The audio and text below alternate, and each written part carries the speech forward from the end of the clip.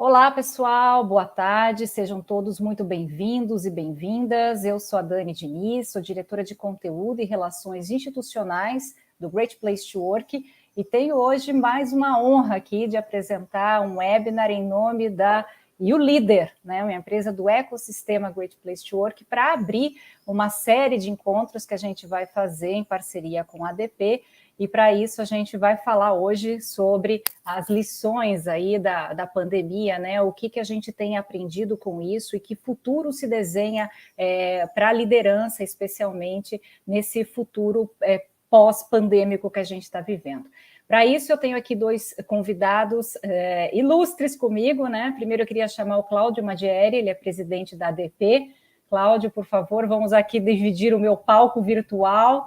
Seja muito bem-vindo, Cláudio. Uma breve explicação aqui. O Cláudio tem 23 anos de ADP, né? E antes de assumir como presidente Latam da empresa, passou por várias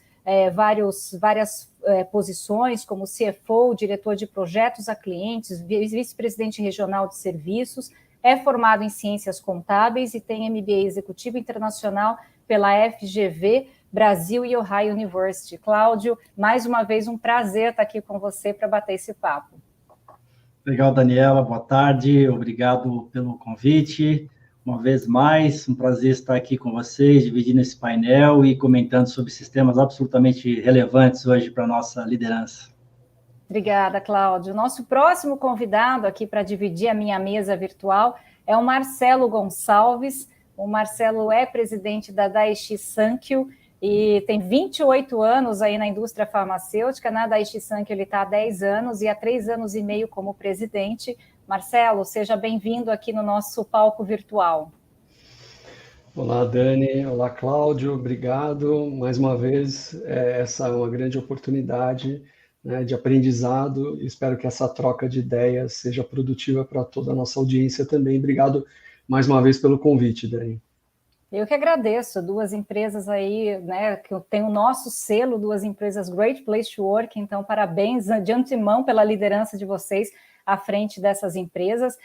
Como eu estava dizendo no começo, né, nossa parceria, em especial com a ADP, nasceu em 2018, e esse aqui é um momento muito especial, porque a gente vai abrir com esse webinar hoje, a gente abre a nossa terceira temporada de encontros. Eu brinco que é temporada, né, Cláudia? Porque a gente fez a primeira temporada, que foi um sucesso, foram vários encontros setoriais para líderes de RH em 2020, estendemos essa temporada, abrimos a segunda para 2020, 2021, reunindo líderes de RH de setores diferentes e também de regiões de todo o Brasil. E esse webinar aqui é o primeiro que a gente faz em nome da YouLeader, né? Como eu disse, uma empresa do ecossistema GPTW, voltada aí à questão da educação, capacitação, de toda a liderança. Não à toa que o nosso tema central aqui é o papel e o perfil da liderança nesse mundo pós-pandemia. E abrindo essa terceira temporada, então, que começa já neste mês. Então, dia 22 de setembro, a gente vai ter o primeiro Great Talks by YouLeader, é o novo nome da nossa série, e vai ser para o setor de varejo. Então, se você que está nos assistindo é do setor de varejo, já fica aí no alerta, né? 22 de setembro a gente vai falar com os profissionais de RH de varejo, e em 27 de outubro a gente vai para a região sul, mesclando agora. Enfim, já dados os recados iniciais, né, falando um pouco da YouLeader, do Great Talks e de toda a nossa dinâmica, eu quero falar de liderança com vocês, né, dois presidentes aí de empresas à frente de setores diferentes, e a gente estava aqui nos bastidores falando justamente do impacto da pandemia nos dois negócios, né. Queria abrir com essa pergunta, então, já para dar uma estendida aí no nosso papo. Quanto que a pandemia impactou os negócios de vocês e o quanto que isso acabou interferindo e mudando também no perfil de vocês como principal líder da organização. Então, teve um impacto no negócio que provocou, possivelmente, uma mudança no perfil de vocês em algum tom. E então, queria começar, Cláudio, vamos lá? Vamos sim. Bom, uma honra aqui estar iniciando essa nova jornada, então. Bem, eu acho que dificilmente houve um negócio que não registrou algum tipo de impacto, né, com uma situação que a gente viveu tão sem precedentes, né? Pelo menos nas nossas gerações aqui. E os nossos negócios na ADP foram, como grande parte dos outros negócios, foram parcialmente impactados.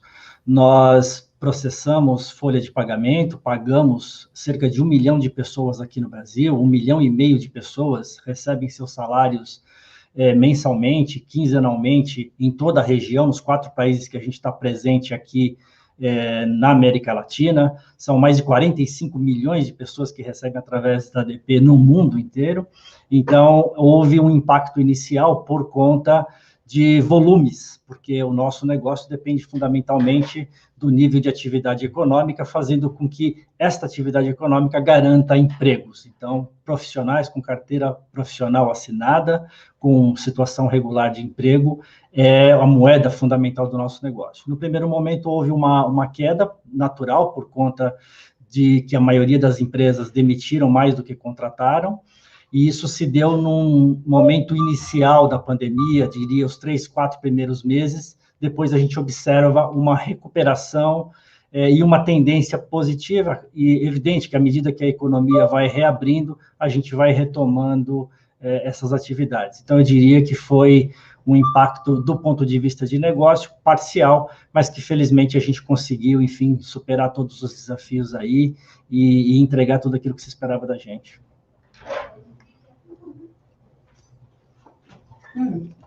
Está no mudo, Dani. Eu me mutei, esqueci de me desmutar aqui, mas enfim, está ótimo. Depois a gente volta na questão da liderança. Vou passar para o Marcelo. Farmacêutica teve um impacto, aparentemente, aí, né, Marcelo, menos agressivo. Então, só contar um pouquinho para a gente de como vocês sentiram. A gente está aí passando 1 ano e meio, né, de pandemia. Como vocês sentiram esse processo aí nos primeiros momentos e até hoje? Sim, o segmento farmacêutico, a Daiichi, que é uma farmacêutica japonesa, como você disse, ele no todo ele realmente houve um impacto diferente de outros segmentos, né? Não houve um impacto tão grande assim. Claro que alguns produtos, principalmente aqueles que a gente chama de uso agudo, né? Que são produtos para um tratamento de 1 semana, 10 dias, eles sofreram, porque houve um pânico inicial, né? Acho que todo mundo lembra, março, abril de 2020, aquela sensação, a quarentena obrigatória, então não sair de casa, então as pessoas, muitas matérias foram escritas sobre isso, né? Pessoas que não procuraram mais o seu tratamento e não iam no hospital, não iam no médico. Então, claro que nesse sentido houve um certo impacto. Do contrário, também produtos para aquelas patologias de uso crônico, eles tiveram um incremento até nas suas vendas, porque as pessoas queriam se cuidar, queriam evitar ficar doentes, queriam evitar uma emergência. Eu acho que o principal impacto, Dani, não foi o econômico, mas foi a análise de cenários do que a pandemia poderia provocar, porque localmente nós vimos o que aconteceu, mas globalmente a gente teve um problema de supply, nós tivemos um problema de transporte, nós tivemos vários fabricantes de matéria-prima ao redor do mundo que sofreram também com o impacto e a parada das suas operações com a pandemia. Então, acho que exigiu da liderança essa construção de cenários, esses potenciais riscos que poderiam se materializar da falta do produto e fez com que a gente tivesse que ter um acompanhamento muito mais próximo do dia a dia, né, de toda essa cadeia de supply, porque o nosso paciente não poderia ficar sem o medicamento. Essa era a nossa principal preocupação e meta, né? Não deixar faltar o nosso medicamento para quem precisasse dele, e isso fez com que a gente alterasse algumas dinâmicas e rotinas, e com certeza nos tornou melhores líderes nesse aspecto, né? Acho que a gente pode abordar um pouquinho mais depois. Acho que esse foi o grande impacto inicial do efeito da pandemia. Sim, esse é o grande tema do nosso papo aqui, né? O que mudou nessa liderança? Que liderança é essa que está se formando, né, nesse período de pandemia? É uma pergunta que já veio aqui do chat também, né? E é uma pergunta que eu já tinha aqui, né? Na opinião de vocês, da Luísa Penteado, o que caracteriza um bom líder no período de pandemia? Então, essas questões de que líder nasce nessa pandemia? A gente conversou, né, Marcelo, no nosso briefing, né, falando que, e eu comentei com o Cláudio também hoje mais cedo, que a gente vem de uma construção, de uma característica do líder forte, né? A gente é dessa geração do líder forte, do líder super-herói, do presidente, principalmente, na posição de vocês, de ter resposta para tudo, de ser aquele que vai orientar, o que vai ditar as regras do jogo, tomar as decisões sempre ali, muitas vezes sozinho, né? O super-herói e a Mulher Maravilha. Acho que a pandemia trouxe uma característica, né, da vulnerabilidade como ok, né? Então eu queria que vocês comentassem um pouquinho desse lado humanizado que nasce aí na pandemia, e como que foi isso para vocês, né? Que grande aprendizado vocês tiveram desse processo todo, que é bom falar aqui, né? A gente ainda está vivendo, estamos numa pandemia ainda, ela não acabou. Cláudio. Bom, sem dúvida, eu acho que se pudesse destacar uma competência profissional e pessoal, soft skill, por assim dizer, fundamental durante este período, que eu acho que ainda vai ser requerido para tudo aquilo que a gente vai enfrentar no futuro, com todos os desafios que estão se impondo de transformação. Vamos falar um pouquinho depois, que eu gostaria de falar um pouquinho depois de como é que eu vejo esse cenário se formando, mas eu diria que é a resiliência, né? A resiliência fundamental, e aí entendido como uma capacidade de você suportar essas pressões trazidas pela crise e pelas incertezas. As incertezas, elas trazem muito mais medo do que as mudanças, né? Mudança é sempre uma coisa que nos preocupa muito, mas a incerteza é muito pior. E eu diria que ter a capacidade de suportar isso sem quebrar, você falou das vulnerabilidades, mas eu acho que a resiliência te permite você envergar, mostrar alguma vulnerabilidade, sim, mas eu acho que a capacidade fundamental de você não quebrar, e quebrar para cada um pode significar uma coisa diferente. Eu vejo pessoas, por exemplo, refletindo os aspectos desta pressão toda na saúde mental, né, que acabaram não conseguindo se manter mentalmente saudáveis. Em outros, pode ser a questão de se manter positivo, né, diante de cenários onde a gente encontrou e continua encontrando notícias tão difíceis, enfim, de lidar, a falta de perspectiva de futuro, enfim. Para outras pessoas, pode significar não conseguir manter o desempenho, com tantas variáveis em jogo, não consegue desempenhar como vinha desempenhando anteriormente. Outras, a dificuldade pode ser a manutenção do relacionamento. Muitos não conseguiram manter relacionamentos saudáveis em função de tudo isso. Então, acho que a capacidade que um líder tem, de um profissional tem, de aprender a lidar com estas pressões, sofrer com estas pressões, mas se manter de alguma maneira íntegro, vai ser íntegro no sentido de, né, conseguir superar isto de uma maneira sem que pudesse ter tantos impactos em todos esses aspectos que eu relacionei. Eu acho que vai ser uma competência fundamental. Isso se desenvolve, claro que depende um pouquinho do perfil pessoal de cada um, mas eu acho que é algo que se desenvolve. Eu acho que essas situações de adversidade nos ensinam muito a como desenvolver competências como essa, que eu acho fundamentais para o futuro. Muito bom, Marcelo. Eu queria te ouvir um pouquinho sobre se você acredita, né, primeiro, que nasce um líder mais humanizado com a pandemia, e um pouco da sua experiência pessoal nesse processo de novo perfil do líder. Não, com certeza. A gente falou um pouquinho, né, sobre isso no nosso bate-papo prévio. Eu não vejo um retorno em relação a essa questão, né? Eu até, trazendo um dos programas que a gente aplicou para toda a nossa turma, foi o Journey, né, do Great Place to Work, e eu lembro que o Kaique, ele trazia essa questão da empatia, né? E mais do que aquela definição de se colocar no lugar do outro, mas de respeitar o jeito do outro ser, né? E a gente tentou trabalhar isso fortemente, em especial com toda a liderança. Bom, primeiro, né, Dani, você já trouxe, não há o líder super-herói, não há a banda de uma única pessoa, né? Acho que desde o começo, uma coisa que a gente aprendeu foi compartilhar. Então, desde o primeiro dia, já em fevereiro, a gente acabou criando um comitê de crise que era formado por quatro 4 líderes da empresa, né? O diretor de RH, o diretor financeiro, o diretor industrial e eu. Nós nos reunimos diariamente e foi um aprendizado ali no dia a dia. E uma característica que a gente percebeu que seria fundamental, acho que todo mundo já explorou e já viu isso, foi a comunicação, uma comunicação ampla e restrita, né, com toda a liderança, com toda a empresa, e ali não tinha também muitos filtros, porque você tinha que comunicar também que você não tinha todas as respostas.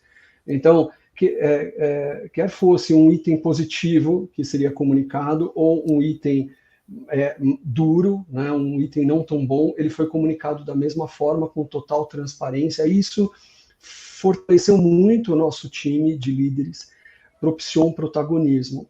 Sobre a vulnerabilidade, eu tenho um exemplo assim que eu acho que foi muito interessante. Todo mundo viveu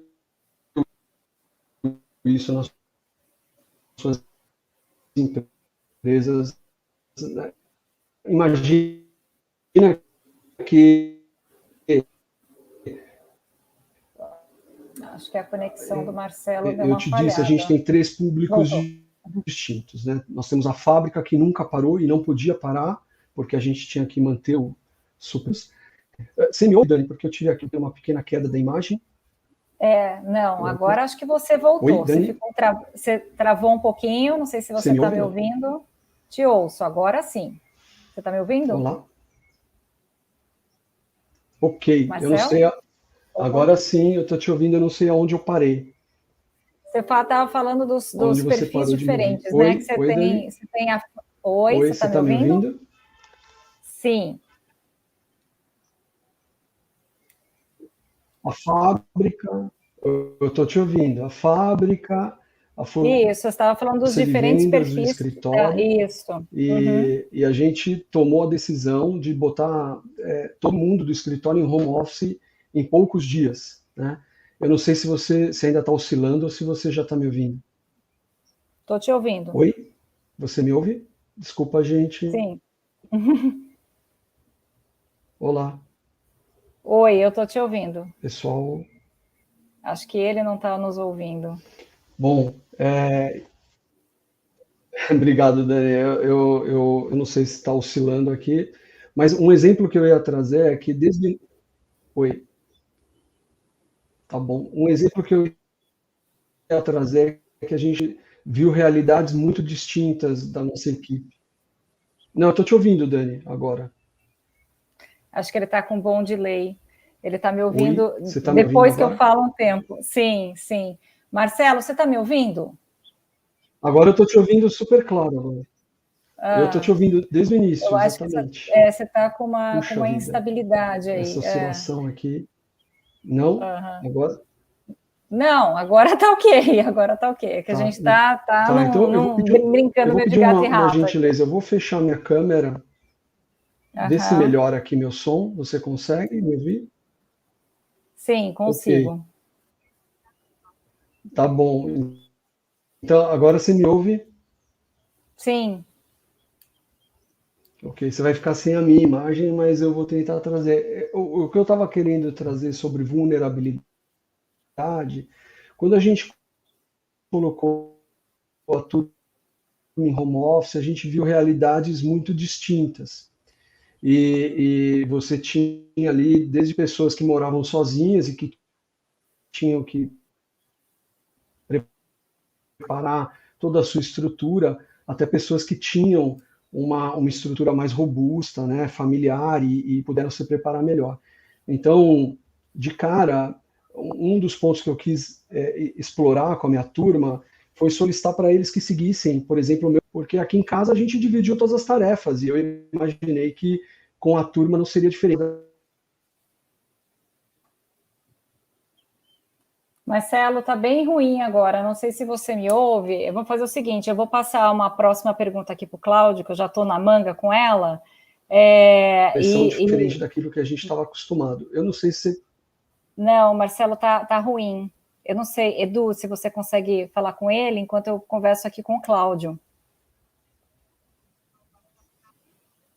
Tá.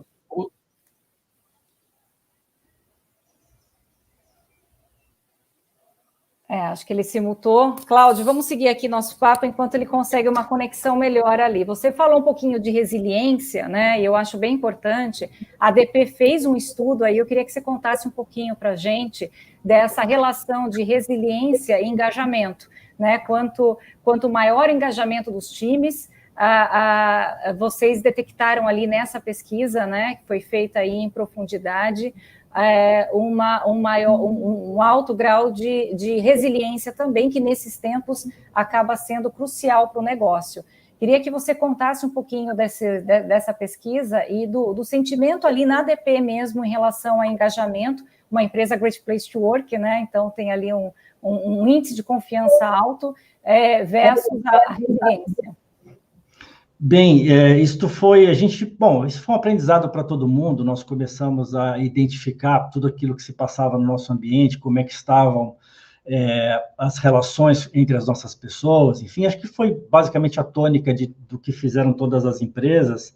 Lá pelas tantas, a gente começou a perceber mais efetivamente esta questão do impacto na saúde mental das pessoas. No primeiro momento foi de adaptação, no segundo momento as pessoas começaram, enfim, a pegar a nova dinâmica, e aí a gente começou a perceber que as pessoas estavam muito, muito conectadas, e isso estava, de alguma maneira, impactando na saúde mental, então a gente teve que rever algumas práticas, enfim, e ao longo do tempo, com esse aprendizado todo, a gente foi tentando se municiar de informações, enfim, e uma delas acabou vindo do nosso instituto de pesquisa. Nós temos um instituto de pesquisa nos Estados Unidos, que fez uma pesquisa bastante interessante, justamente durante o período da pandemia, em 25 países, ouviu aí cerca de 26 mil participantes em 25 países diferentes, e fez uma relação muito...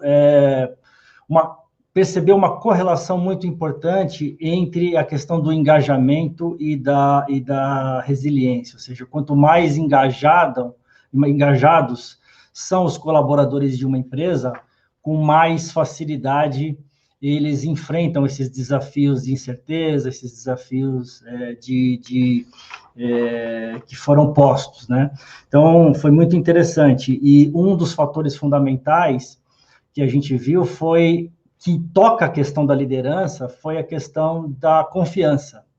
Então, as organizações que, de alguma maneira, conseguem, através da sua cultura, demonstrar para os seus colaboradores uma determinada identidade, com que as pessoas possam se identificar com aqueles valores, e, consequentemente, a confiança na liderança, porque um período de incerteza é muito complicado. As pessoas precisam de um caminho, precisam de um norte, precisam de um porto, e precisam ser conduzidas. E aí olham para o líder e diz, cara, eu preciso agora de um norte nesse panorama de incertezas. E a confiança aí, ela é fundamental, faz toda a diferença. Esse estudo mostrou que empresas em que os colaboradores confiam fortemente nos líderes, eles se tornam 14 vezes mais engajados. O potencial de engajamento é de 14 vezes mais em relação a outras organizações.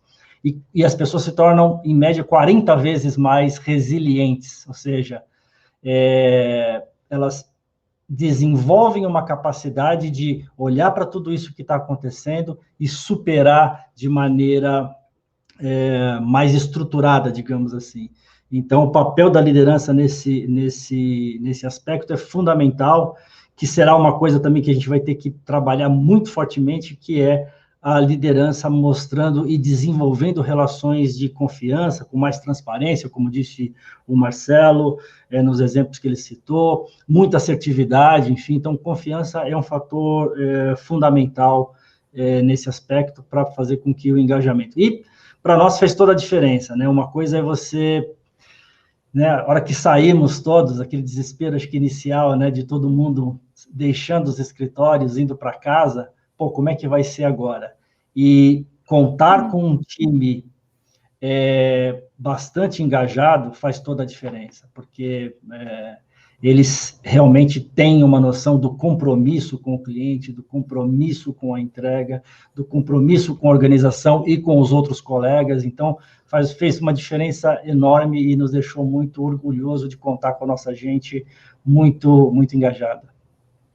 Não, muito bom esse relato, e confiança é a nossa palavra-mãe, né? Nossa palavra ouro aí no GPTW, né? A base da nossa metodologia. Eu costumo dizer, muitas coisas mudaram no mundo do trabalho, sem dúvida, né? A gente está falando dessa mudança no perfil do líder, mas a confiança não, né? Assim, quanto está se provado cada vez mais que quanto maior as relações de confiança, sim, maior engajamento, maior a produtividade, maior a resiliência. Então, é muito bacana ter esse relato, e dessa pesquisa de vocês também que comprovam isso, né, Cláudio? Marcelo voltou aqui em outro cenário, acredito que esteja me ouvindo bem agora.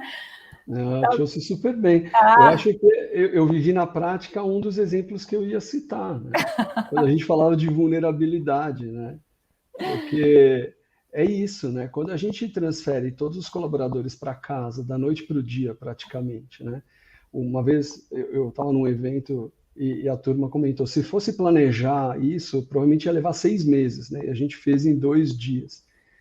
Eu acho que um dos nossos papéis como líderes era justamente demonstrar que né? Ok, tua conexão cair, ok, a instabilidade, ok, você ter que parar para preparar o seu almoço, ou como aqui em casa, né, que a gente dividiu tarefas, eu mencionei, mas acho que vocês não ouviram, a louça era minha, é minha até hoje, né, todos os dias quando eu estou aqui. Então, legado da pandemia, né? A louça. Exatamente. E compartilhar isso com a equipe foi muito importante para que eles observassem, ok, se a liderança vive isso, então tudo bem eu ser transparente e dizer que eu tenho esse problema, que eu não posso fazer reunião essa hora porque meu filho, ou porque minha esposa, ou porque minha mãe que eu cuido, ou porque alguém depende de mim, ou porque eu tenho que fazer meu almoço, né, porque eu moro sozinho, etc. Então, eu acho que esse legado da vulnerabilidade é importante, e se você permite, Dani, a gente estava, o Cláudio trouxe o tema resiliência, né, que eu realmente acredito, e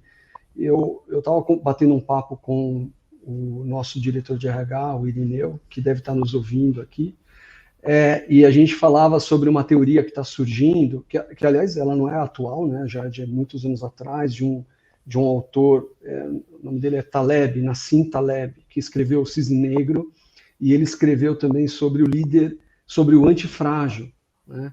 E a teoria do antifrágil ele faz alusão ao boxe, por exemplo, né? Então, quando o adversário ele leva um golpe e absorve aquele golpe, ele sofre, dói, mas ao mesmo tempo ele aprende o estilo de golpear do oponente e aí ele se torna mais forte. Eu acho que a pandemia vai trazer muito dessa teoria do antifrágil, né? A gente levou vários golpes, mas, né, a gente vai sair mais forte disso para lidar com outras adversidades. Acho que ninguém em sã consciência poderia dizer que estava preparado para isso.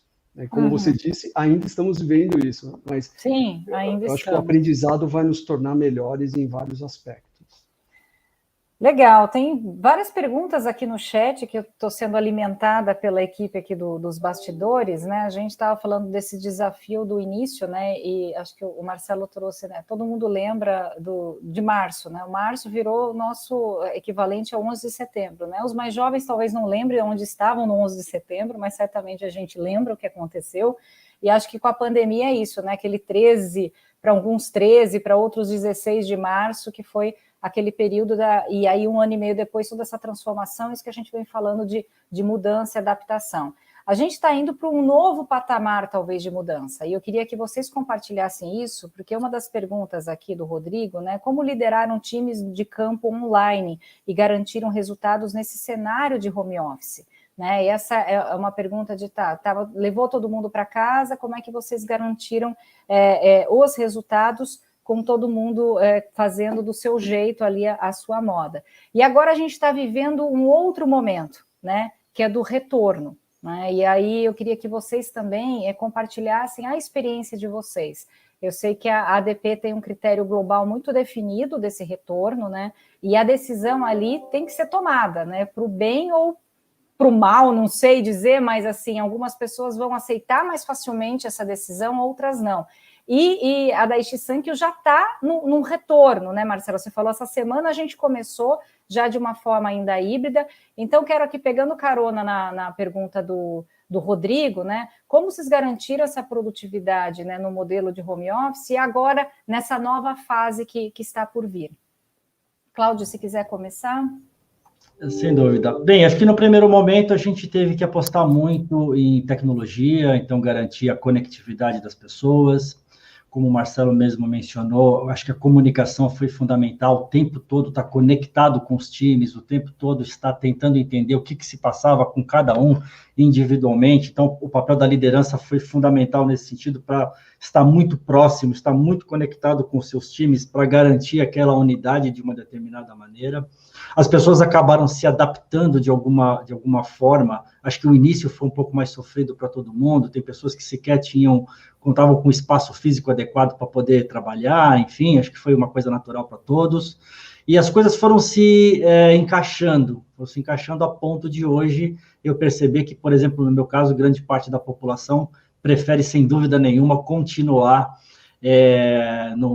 trabalhando de casa, enfim, por causa das comodidades que a vida se encaixou. Ela se encaixou de tal forma com que as pessoas conseguiram conciliar talvez mais os seus aspectos pessoais, o tempo que, numa cidade como São Paulo, por exemplo, que muitas pessoas, dependendo de onde moram, podem gastar 1h30, 2 horas no trânsito, investiram este tempo em algo para si próprio, e em alguns casos investiram até no próprio trabalho, foi uma coisa que a gente detectou ao longo do tempo, e foi uma coisa bem emblemática, uma das coisas que a gente teve que mudar um pouquinho a nossa avaliação de como conduzir as dinâmicas de trabalho, que foi quando chegou a segunda onda. Acho que a gente viveu um pouquinho de euforia quando a pandemia começou a parecer estar controlada, começou a haver uma abertura parcial, e aí criou uma perspectiva e logo veio a segunda onda. E a segunda onda trouxe uma frustração, e nesse momento a gente percebeu o impacto na saúde mental, e a gente percebeu que uma parte da produtividade vinha do fato de que as pessoas estavam demasiadamente conectadas. Muitas pessoas, muitas vezes, investiram esse tempo, que era um tempo, de certa forma, improdutivo, em ficar conectado no trabalho. Então, a gente teve que também garantir com que as pessoas pudessem ter uma jornada mais adequada e apostar em outros métodos, em processos, enfim, para poder garantir a produtividade. Então, a produtividade, eu diria que foi mantida, e eu acho que o desafio agora é no retorno. Das 6 cidades que nós estamos presentes aqui na América Latina, somente Santiago do Chile atende aos critérios que a ADP Global estabeleceu, que são critérios do ponto de vista de controle da pandemia e questões governamentais também, tem que estar tudo ok, atingindo esses critérios, e aí a gente começa a planejar um retorno também bastante faseado, começando com 10% das pessoas retornando, indo a 20%, 50%, e bem paulatino. Eu nos papos que eu tenho com a minha gente, eu reservo todas as segundas-feiras para conversar com um determinado time, enfim, é um programa que eu chamo aqui Juntos e Misturados, então a gente conversa, e o meu papo com eles não é menos de negócio, mas é um papo muito mais para entender como está a vida, como está sendo os desafios para que eles executem o trabalho deles e o que a gente pode fazer para que isso aconteça da melhor forma. E aí eu vejo que o grande desafio é essa questão da transição que a gente tem que fazer de volta. Acho que o Marcelo vai falar um pouquinho melhor até do que eu, porque eu estou vou começar o meu processo o mês que vem em Santiago, ele já começou aqui no Brasil, mas eu começo a ver que isso está gerando uma ansiedade nas pessoas, que mas e agora? Como é que eu vou fazer com todo este encaixe que eu consegui na minha vida? Né? Eu levo meu filho, eu acompanho meu filho, eu tenho o almoço, tem isso, tem aquilo. Essa vida está encaixada de alguma maneira, e a gente vai mexer com isso agora. Então, eu vejo que essa transição pode trazer de novo uma turbulência aí, e que de novo vai ser fundamental a liderança, e a gente está começando a volta pelos líderes, os líderes passando por essa experiência primeiro, para poder compartilhar com a sua gente também a sua própria experiência e poder também ajudar numa acolhida, né, melhor das nossas pessoas. Então, eu vejo que agora tem um desafio adicional, que é o da transição para uma outra realidade, de um modelo talvez híbrido, mas que vai ser, de novo, uma mudança. Sim, não, sem dúvida. A gente está vendo alguns relatos e pesquisas também falando de pessoas que falam: se não tiver a flexibilidade que eu conquistei, eu não quero nem voltar. Né? Então, agora eu passo para o Marcelo, que já está num passo adiantado nisso. Né? Vocês começaram agora esse retorno. Então, explica para a gente, Marcelo, se vocês adotaram alguns critérios, como é que está sendo esse retorno, ou como é que vocês vislumbram aí esse modelo que você adiantou aí para a gente, que vai ser no modelo híbrido, né? Não, perfeito, Dani. Só vou voltar um pouquinho, porque a pergunta ela também tinha a ver um pouco com a garantia da produtividade, né? Uhum. E aí eu preciso explorar novamente. A gente tem 3 públicos distintos, né? Então, a fábrica nunca parou, né? E ali houve, claro, uma série de protocolos de segurança implementados, transporte individualizado, mas o desafio maior era explicar para a turma que também estava com medo de sair de casa, que também via toda aquela situação, o porquê que a gente não ia parar. Então, esse foi um grande desafio para manter, né, tudo funcionando e o nosso produto precisava chegar até o paciente. A gente teve que explicar as razões por trás daquilo. Então, esse é o público. Por outro lado, a gente tinha que manter o clima também, porque, como eu te falei na nossa conversa prévia, o líder lá da fábrica, ele olhava para os outros públicos, que é a turma de força de vendas de campo e do escritório, e falava: por que eles estão em casa e eu tenho que sair? Então, esse foi um desafio, e que a comunicação ativa e o ouvir, né, e tentar oferecer o melhor suporte possível foi fundamental. Então, ali não houve problema de produtividade. Na força de vendas, que visita os nossos clientes, que no caso são os médicos, né? Você vive com uma realidade distinta, eles estão na rua, é um ambiente desprotegido e eles têm que se adaptar ao que o cliente quer. Então, haviam clientes que não queriam receber ninguém e haviam clientes que se recusavam ao contato virtual. Então, a gente teve que contratar sistemas, né, melhorar o suporte para que eles pudessem fazer esse contato virtual e, ao mesmo tempo, criar uma metodologia de segurança, porque se dependesse deles, eles queriam estar na rua para fechar os negócios, e a gente tinha estabelecido que não ia ser a qualquer preço. Então, houve ali uma transição. Hoje, como é que a gente vê o resultado disso? Existe uma consciência da segurança, existe um contato que voltou a ser presencial, mas também tem um ganho de produtividade, que é o contato virtual, que não existia antes e que possibilitou ampliar esse horizonte. Então, a equipe também se conscientizou desse trabalho híbrido, né? O virtual garante que ele vá mais longe, né?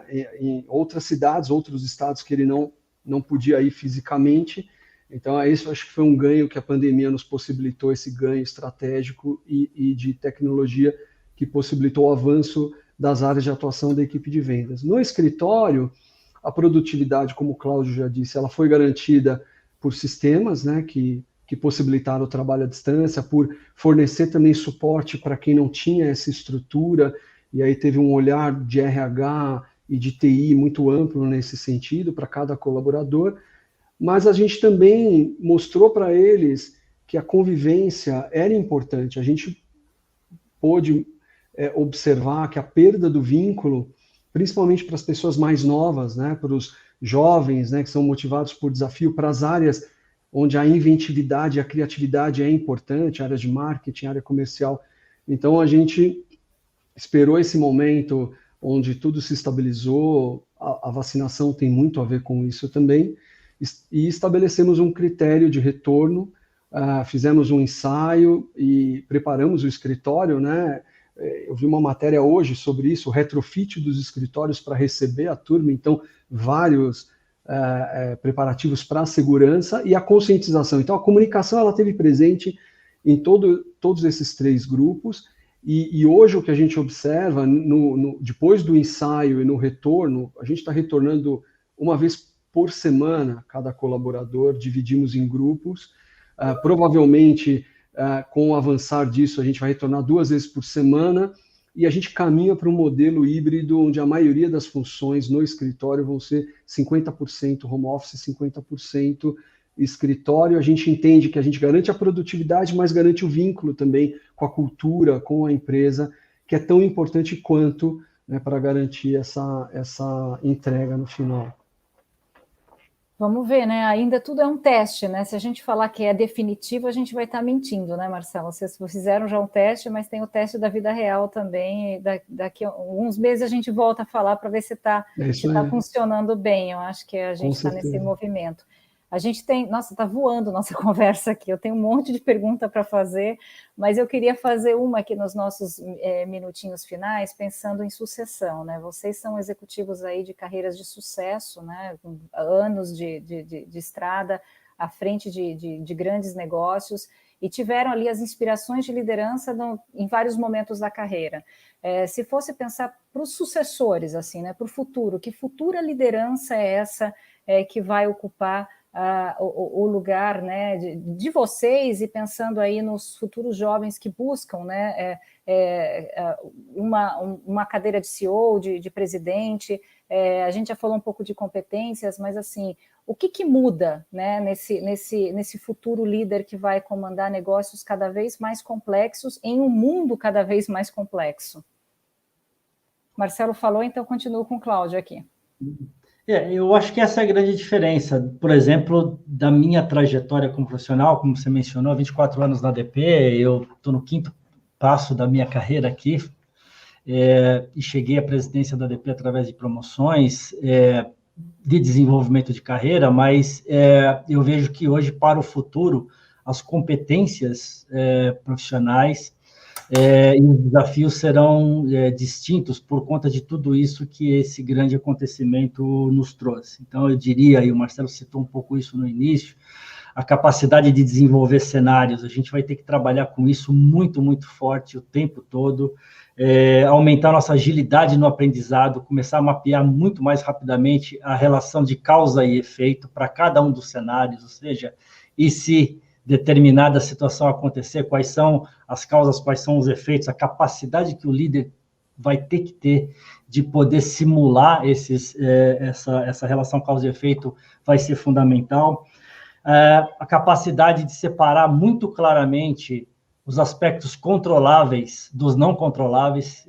Nós tivemos uma série de situações de termos visto líderes perdendo muito tempo, muita energia e muito esforço tentando controlar fatores que eram absolutamente incontroláveis e perdendo o foco naquilo que era a gestão do que era possível ser feito, né? Então, acho que vai ser fundamental a capacidade do líder em segregar muito bem essas coisas e botar o foco nos aspectos controláveis.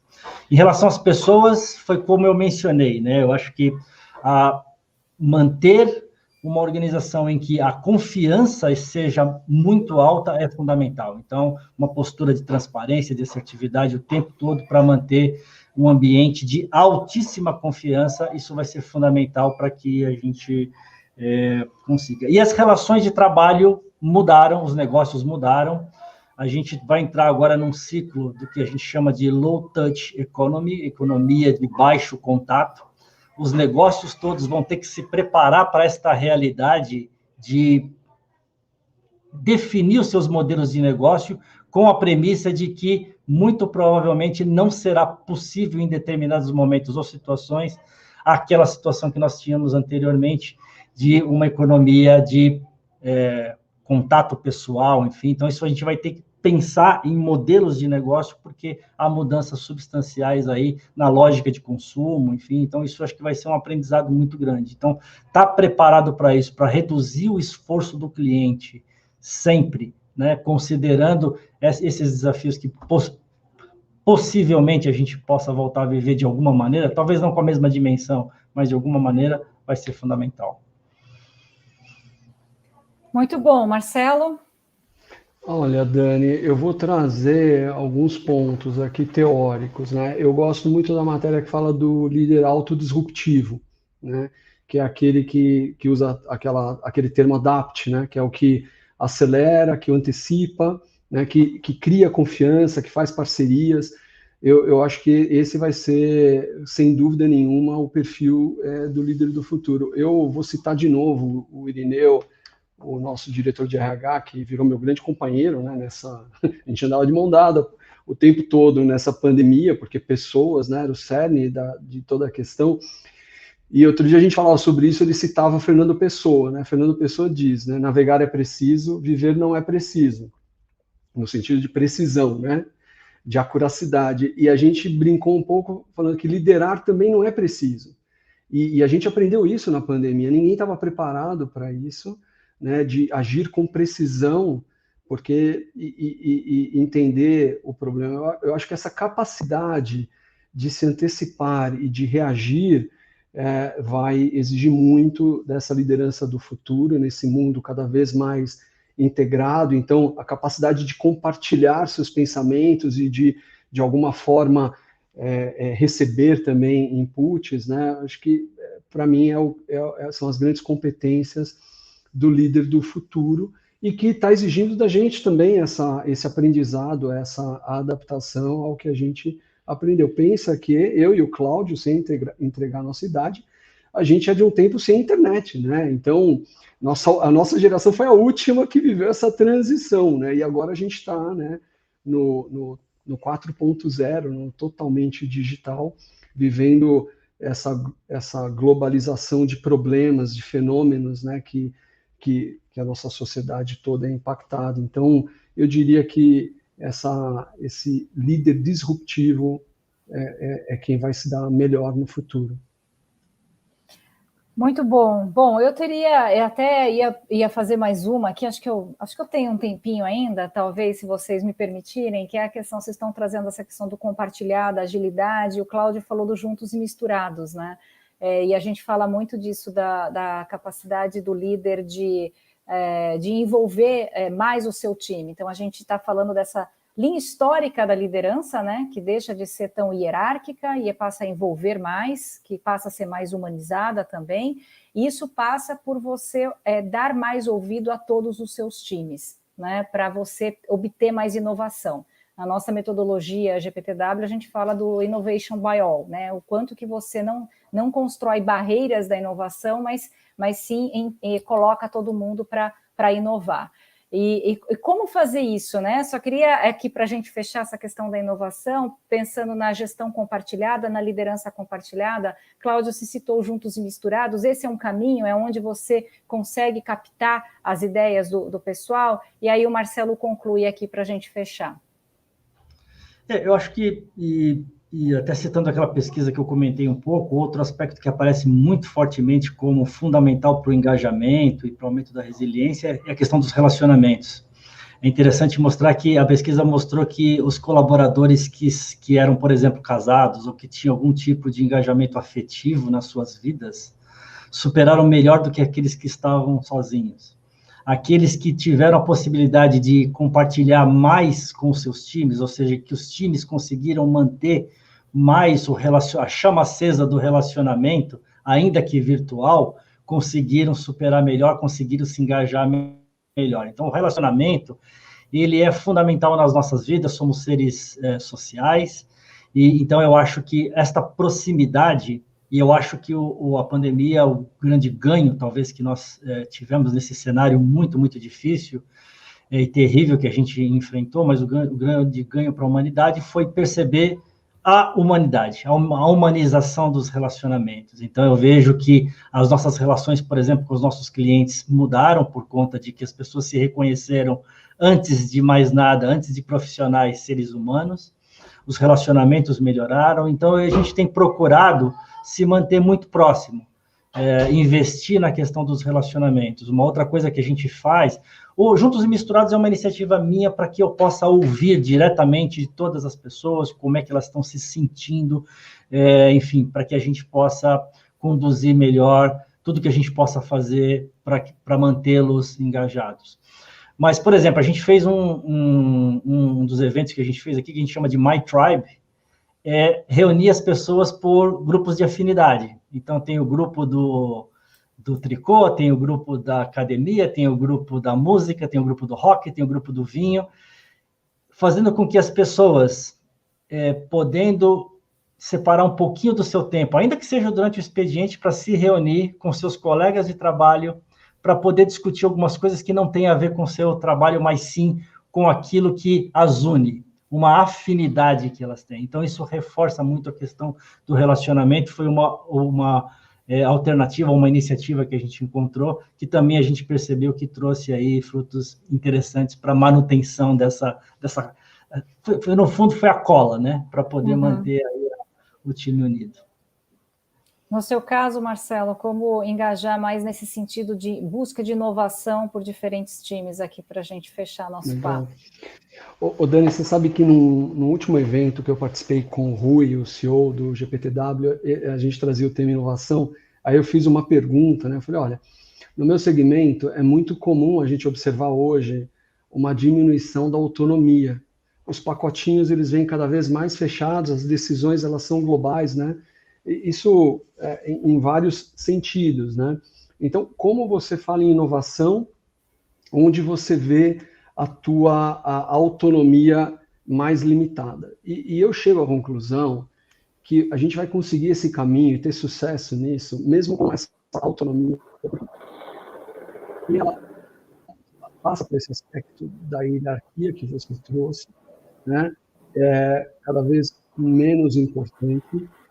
Eu acho que é no sentido de compartilhar mesmo. Então, por exemplo, nós temos aqui, vou citar 2 programas. A gente lançou Aprendendo com Colegas, onde você tinha ali várias iniciativas. Então, a pessoa que era muito boa no planejamento financeiro trazia lá uma palestra sobre isso para quem quisesse se inscrever. O psiquiatra da empresa, somos uma indústria farmacêutica, a gente tem um gerente médico psiquiatra, ele trazia temas sobre saúde mental. E aí, você observa que o protagonismo de cada um, independente da sua posição, é o que traz a inovação. Eu sei que parece um chavão, mas é a pura realidade no nosso caso. Tem um outro programa, que é o Café com o Presidente, que a gente faz com todos os colaboradores, grupos pequenos, e a gente pede para eles, olha, ok, hoje eu vou tirar uma folga, você assume a presidência, o que você faz? Qual é o teu projeto? Só não vale aumentar o seu salário. Qual é o seu projeto?